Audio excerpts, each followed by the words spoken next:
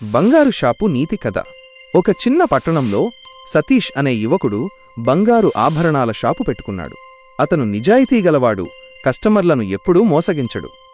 కాని దాంతోపాటు లాభం కూడా తక్కువగానే వస్తుంది. ఒకరోజు అతని స్నేహితుడు రమేష్ వచ్చి చెప్పాడు, సతీష్, నువ్వు ఇలా నిజాయితీగా ఉంటే ఎప్పుడూ పెద్దగా డబ్బు సంపాదించలేవు. కొంచెం తక్కువ బరువు పెట్టి అమ్మితే మనం చాలా సంపాదించవచ్చు. సతీష్ చిరునవ్వుతో అన్నాడు, రమేష్, బంగారం కన్నా నమ్మకం విలువైనది. నేను కస్టమర్ల నమ్మకాన్ని కోల్పోతే ఈ దుకాణం ఎప్పటికీ నిలబడదు. కొద్ది రోజుల తరువాత ఒక వృద్ధురాలు లక్ష్మమ్మ తన కొడుకుతో కలిసి బంగారు గొలుసు కొనడానికి వచ్చింది. ఆమె ముందుగా రమేష్ సూచనతో మరొక షాపుకి వెళ్ళింది.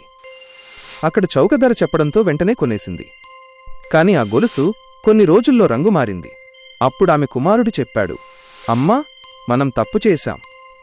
సతీష్ షాపులో కొంటే నిజమైన బంగారం దొరికేది. ఇప్పుడు మన డబ్బు వృధా అయింది. లక్ష్మమ్మ వెంటనే సతీష్ దుకాణానికి వెళ్లి చెప్పింది, బాబూ, నీ నిజాయితీ గురించి చాలా విన్నాను. మేము లోభంతో మోసపోయాం. ఇక నుంచి మా కుటుంబం ఎప్పటికీ నీ దగ్గరే కొనుగోలు చేస్తుంది. ఆ రోజు నుండి సతీష్ షాపు కస్టమర్లతో నిండిపోయింది. రమేష్ కూడా అర్థం చేసుకున్నాడు, చిన్న మోసం క్షణిక లాభమిస్తుంది, కాని నిజాయితీ మాత్రం శాశ్వత విజయమిస్తుంది. నీతి: డబ్బు కన్నా నమ్మకం విలువైనది. నిజాయితీ ఎప్పటికీ నిలుస్తుంది. పట్టణంలోని రహదారి పక్కన రాజు అనే పానీపూరీ వాలా తన చిన్న గాడితో నిలబడేవాడు. ప్రతిరోజు సాయంత్రం అతని దగ్గర చిన్నపిల్లల నుంచి పెద్దవారి దాకా కిటకిటలాడేవారు. ఒక రోజు స్కూల్ ముగించి వచ్చిన చిన్న పిల్లాడు గాడి దగ్గర ఆగాడు. ఏమైంది బాబూ, చేతిలో డబ్బులు లేవు అనుకుంటా. అవును అన్నా, కానీ పానీపూరి తినాలని చాలా ఉంది. ఓహో, పానీపూరి తినడానికి డబ్బులు ఎందుకిరా? నా దగ్గర కావాలంటే ఉచితంగానే తిను. రాజు ఒక ప్లేటులో కూర్చి పిల్లాడికి ఇచ్చాడు. పిల్లాడు ఆనందంగా తింటూ పరవశించిపోయాడు. అన్నా, మీరు చాలా మంచివారు. నేను పెద్దయ్యాక తప్పక గుడ్ వర్క్ చేస్తాను. చాలా బాగుందిరా.